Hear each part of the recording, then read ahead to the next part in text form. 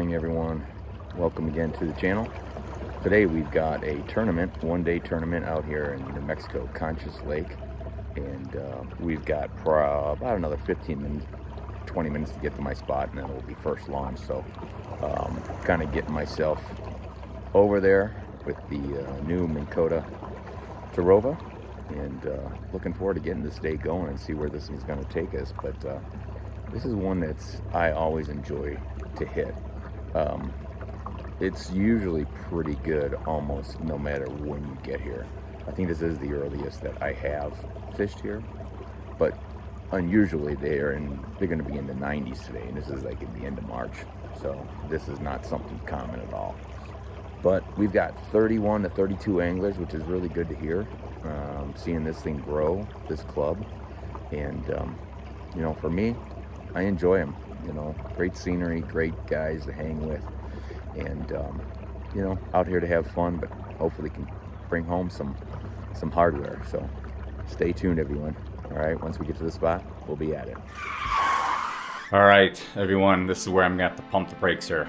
Just a touch. From that moment on that you just saw, which I said was gonna take me about probably 15 to 20 minutes, it took me almost 45 minutes to an hour.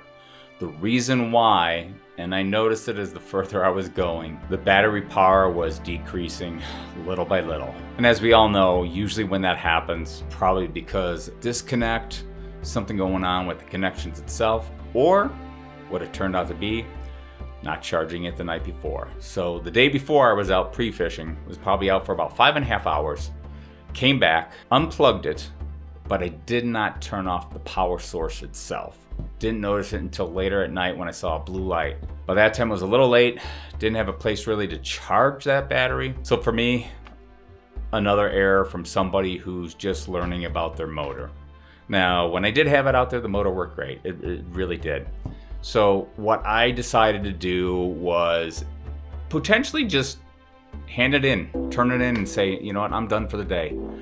Winds were picking up. I didn't have the pedal drive. The only thing I had was a paddle and an 8-ounce anchor on the back. So what I did is I decided to call my wife. She calmed me down, so with some reason, said enjoy it while I'm out there. And you know what, that's exactly what I did. As I was kind of coming back, still thinking I was gonna get off the water, talk to a couple other guys, and then I found an area that was like a long stretch that was out of the wind. I'm like, you know what, I could probably give this a try. I could probably do this. But at that point, I just did not want to record. Keep my eye on the kayak, the fishing, no motor, no anything, the paddle in my hand. But I did get some of the catches on my phone to show you, which is what I want to be showing here shortly. And then I'm going to continue on kind of describing what the day was like for me. But I stuck with it. I decided to stick with it. I felt good about it. The day actually turned out pretty good for me. You will see with some of the catches that I did have. So please stay along for this ride with me. It's an important one for me. Learning mistakes. Some of you might be able to learn too some of the mistakes that can occur when you're on the water, but overcome them. Keep the faith. Overcome them. Stay true to yourself. You're out there, you're fishing, just get out of the wind, get into another area, and you can still do good. And you will see that. I was able to get my 5 and then some. So stay tuned as we're gonna get to some of the fishing videos, and then I'm gonna come back and kind of explain a little bit more. So please, from me to you, stay with this video, watch it, and hopefully give me some comments too. All right, let's get at it. Well, with all the trouble I'm having today with my motor, taking my time going back, I finally did get one put on the board. 12.5. I'll take it. First one. Let's keep grinding here.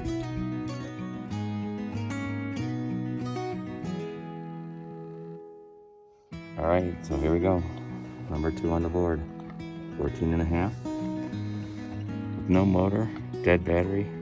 I'm still pushing forward. Let's keep this thing going.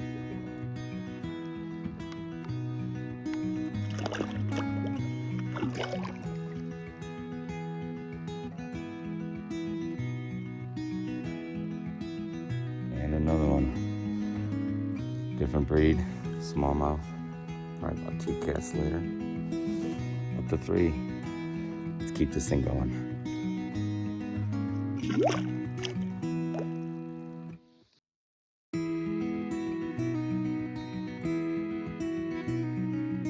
2 casts later, I got this nice one. Pushed me further up the standings. There's number 4.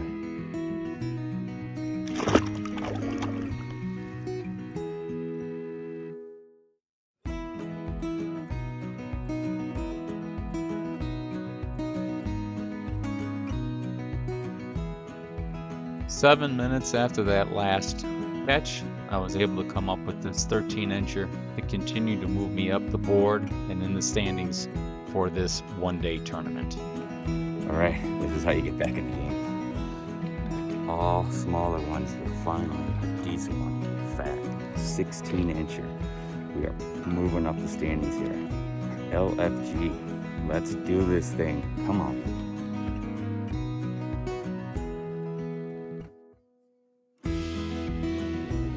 This is it. This is my 16 right now. I gotta keep going here.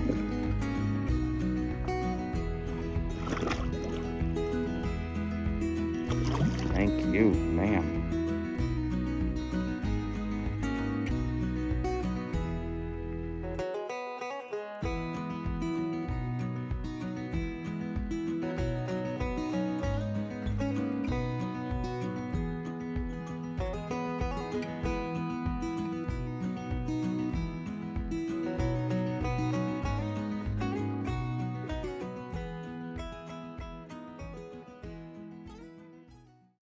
All right, here I am back. As I had mentioned, I wanted to kind of talk to you guys all, kind of from an experience from my end, being new with the motor, how I actually had to fish this tournament specifically without any motor, without any pedal drive, just paddling and having an 8-pound anchor on the back. So I will show you a few areas that I did hit along this certain section. It's not my normal section that I have fished, but I fished the day before and found a couple. I didn't record on that day for the pre-fish, but for this itself, I was able to kind of be determined, fight through the circumstances, the issues that popped up, and still was able to deliver a really good day overall for me. If I had the motor, potentially I may not have stayed in these areas specifically.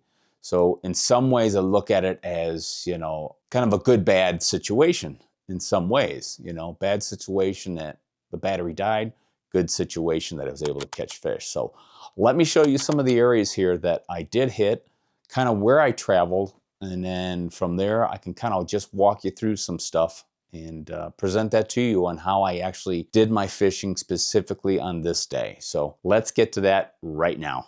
Here we go. All right, so for this lake, Conchas Lake, I've fished here a few times, and usually my main location of launching has always been down south, right in here. This time around, I wanted to change things up here a little bit. I did fish, pre-fish. I kind of went up north, and what they have here is this campground I was not aware of, and we actually basically had everyone kind of camping out right in here, just kind of chilling and stuff. So I decided to launch from here. You can launch basically right from this little section, which is perfect. So the first day, you know, I kind of came along here, did a little fishing, went all the way down to my spot with the motor. And, you know, I did my normal fishing when it came to that, coming over along these shorelines and points, and you've got docks over here and a few other things. And that was my plan for tournament day. But as you saw here, I'm going to kind of pan out here real quickly. From here to about here, right when this dam was coming, I noticed the power on my motor was getting less and less. I knew something was kind of up. Came around the corner here, and it completely died on me. I saw the area I wanted to come to, which was this point. So I decided, you know what, I'm going to paddle my way over. It took definitely some extra time to get there. I think by the time I was officially able to kind of throw something, I was probably already 45 minutes behind the first cast. Came over here, winds were just too much for me to handle, too much for my, 8-pound weight to kind of deal with. So at that point, I really almost thought of just handing it in and heading home. So I paused for a minute and decided, you know what? If anything, I gotta move on back towards this area where I was out of the wind. The wind was not severe, especially on this side, because the wind was blowing basically like southeast. So I knew there was some cover here, but even coming around here, just paddling, it was a struggle bus for me to do that. Called the wife. She kind of walked me and talked me off the ledge and said, enjoy it. So I did. I came around the corners here and decided to met another guy from Oklahoma who was fishing over here. Kept going along, I'm like, you know what? Let's give it a go. Let's give this a shot and do some fishing on this portion. So kind of when I got over to here, I saw these rocks. I saw this little indentation. Decided to kind of just, hold it here. Hold it right inside here for going back and forth a handful of hours. And just, I had my anchor, was kind of drifting this way, just real slow, and taking everything to heart, knowing that at this point, just try and fish my best. The waters were a little down, but you can still see some of these things, the cuts. You see some of the shrub over here, the rocks sticking out, some rock ledges. And my choice at that time was to stick with I think I threw a Ned rig, did throw a crankbait for a little bit.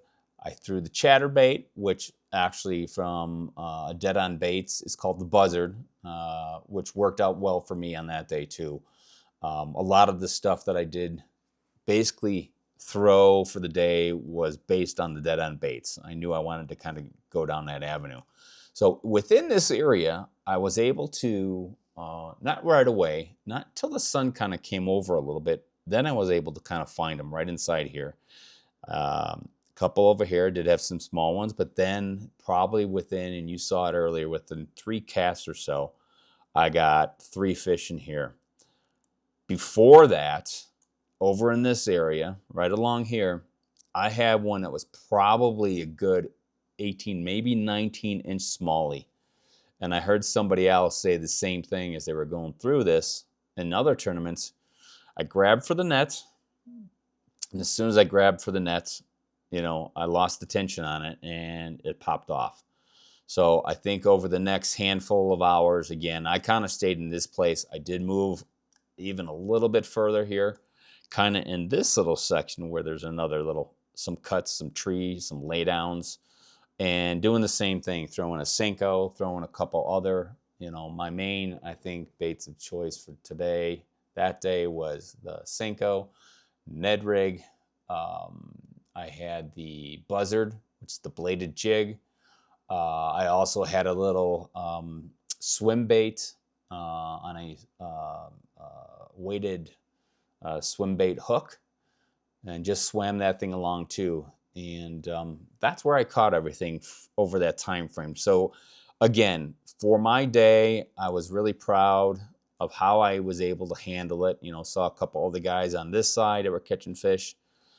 2 other guys I came across at that time, I helped them. They were able to catch a fish during the tournament too, because I gave them a couple ideas to kind of go down that road. I just thought, you know what, this worked out for me in the long run. After that, of course, towards the end, I just decided to kick it back and then just take it back here, probably with about a half hour to go, just because I know I was struggling anyways. But Couldn't have asked for anything better for the day with all those struggles.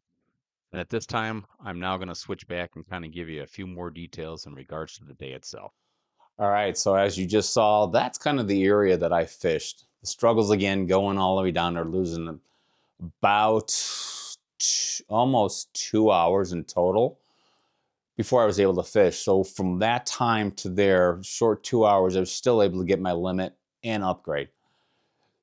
So for those out there, when you feel like you are coming to an end and you don't think you can push through it, remember this.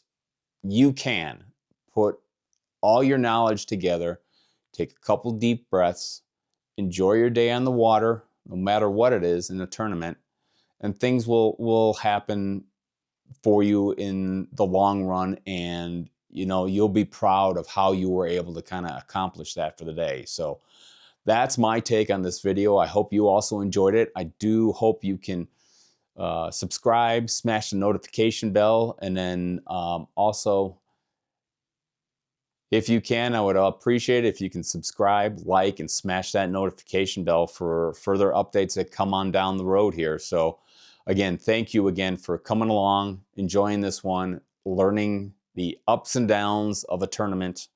And I had it all in one day. So again, thank you. And as I always say, fish on, game on. Be safe on those waters. Until next time, we'll catch you later. It's been a good day, soaking in the sun's rays, but now it's time to bring in the line and head back to shore. Say goodbye to the waves, you'll always have the memories. The fight was a thrill, though it was just a bluegill. Got tomorrow to catch some more.